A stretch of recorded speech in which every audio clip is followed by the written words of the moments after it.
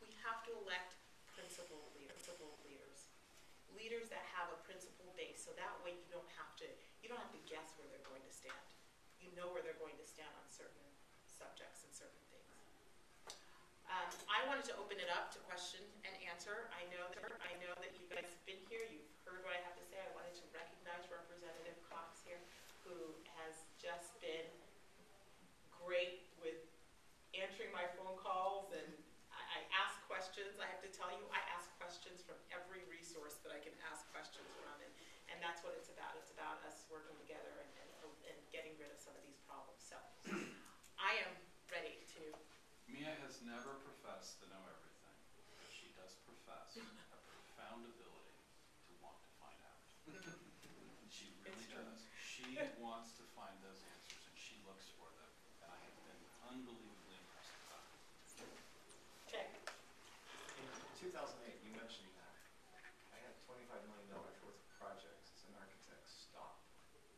I had clients that stopped paying. I had projects that they had dug the ground for the footings and they just stopped. Even today, there are many people that can go to banks, credit unions, cannot borrow any money. In many cases, it's the federal government's regulations that is stopping that from happening. But the federal government does not create jobs, it allows jobs to occur.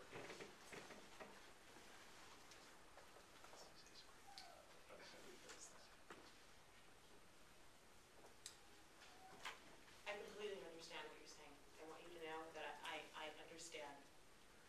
And this is a result, I believe, of federal government getting involved.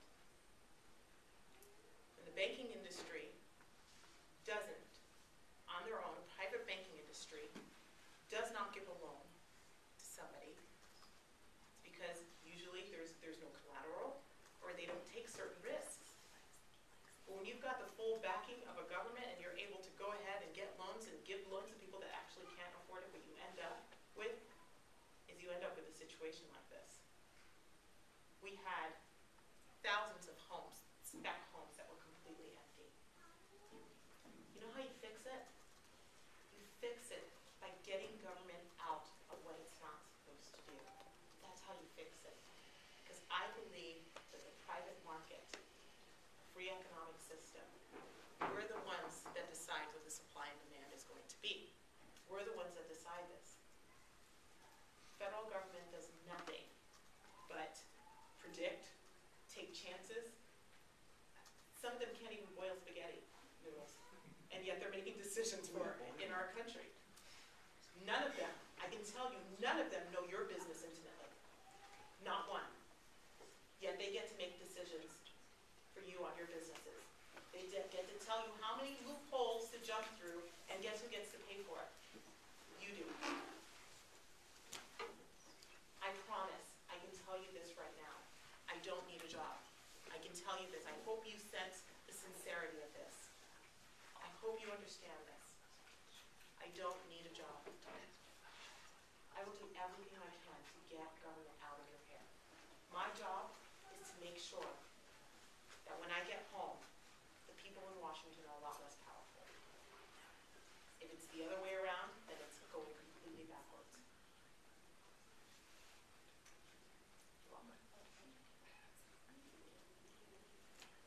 Could you repeat what you said earlier, because I was on You want a private performance there?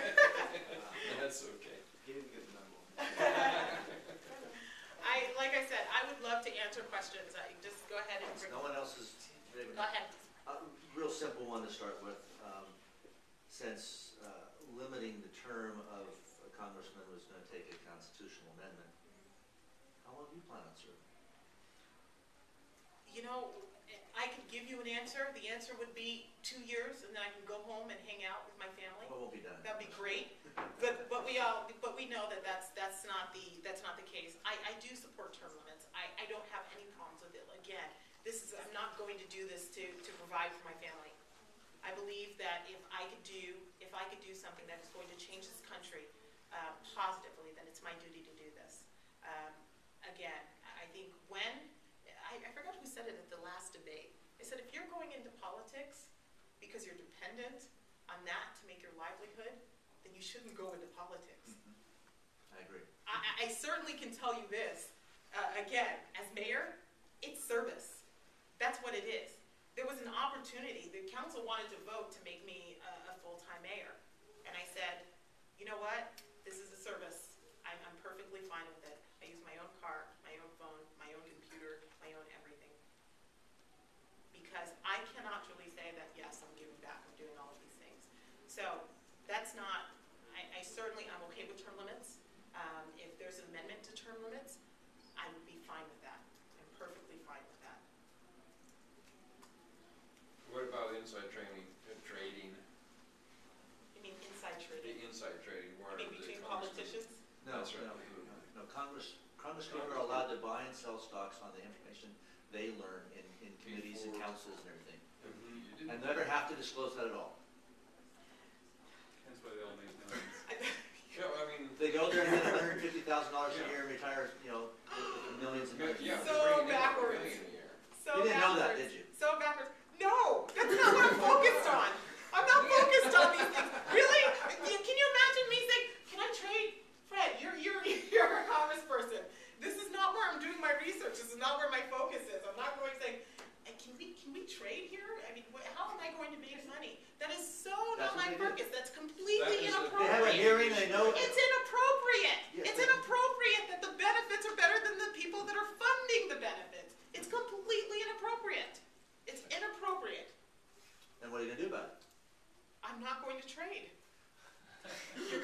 If there's policy, Why if don't there's policy, Why don't you issue, we propose a bill can to get do rid of it? policy that I would definitely support policy that would eliminate that. I mean, that's certainly, that's inappropriate. If I was working on Wall Street and was Yes. negotiating the deal between these two, I couldn't buy it. But you, having to Martha give Stewart went congressional to jail for approval that, of the didn't deal she? between these two, can. Didn't Martha Stewart start making Afghans in jail because of Martha this? Stewart went to jail for a pitifully small amount of Yet, money. Compared yet, with the- yet compared with Congress, the- yet members of Congress are doing the same thing, and Martha All Stewart day is long. all day long. Perfectly legal. It's inappropriate. It's completely immoral to do that. Can I just comment on that? Yeah. In Utah, that's illegal. I could get in serious trouble by doing exactly, because Saratoga Springs. I find Municipal out- is completely I illegal find to do out- that. You know who you're gonna release the contract Oh, to. but yeah, if you work for UTA, If it's somebody publicly- announces something in a public committee or something like that, that information is public, it's Right. one thing.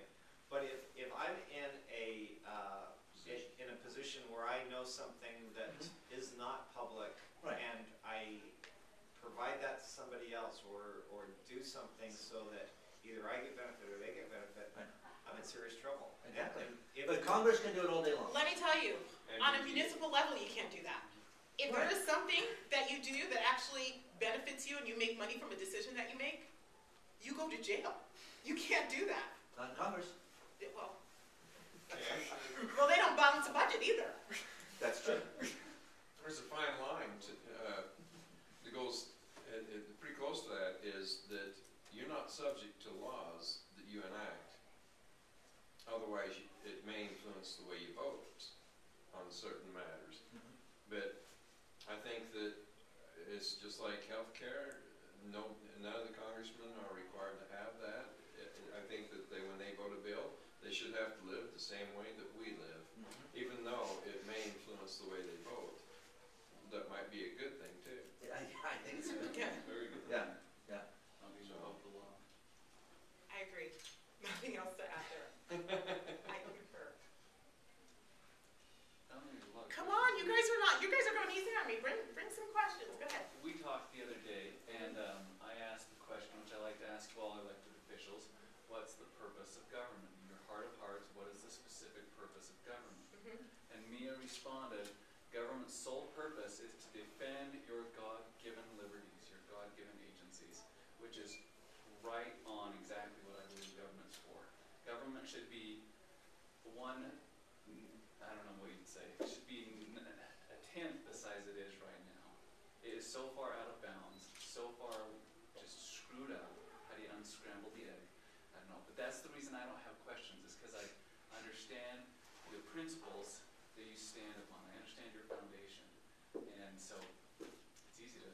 It's funny because we talk about some of these things. We talk about those God-given rights, and the Constitution's there to help support those God-given rights, but it doesn't need the Constitution to exist because it existed before the Constitution was written and before government was even set up. And so, that's one of the things. And when we talk about, people talk about national defense.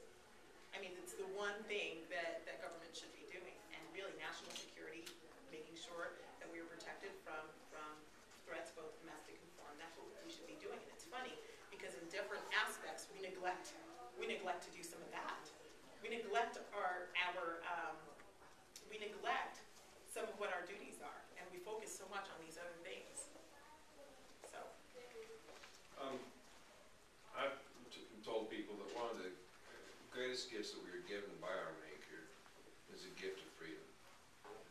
And government has been formed in every society, so to say, because when one person infringes on those God-given rights, then they overstep, taking somebody else's rights away from them. People say, I have a right to freedom of speech, and they go out here to the cemetery when the soldier's being buried, and they think their right to freedom of speech overpowers the right to this family's peace and ability to bury their loved one in respect. And see, they've overstepped the boundary there. And yes, we do have the freedoms, but the very basics that exist, peace, speech, the freedom of speech, those can't be infringed on, but yet people use them to infringe upon, saying my freedom is far more important than your freedom. I'd like to see something that especially for funerals, to honor our fallen, whether it be a police officer, any fallen person, to protect their rights.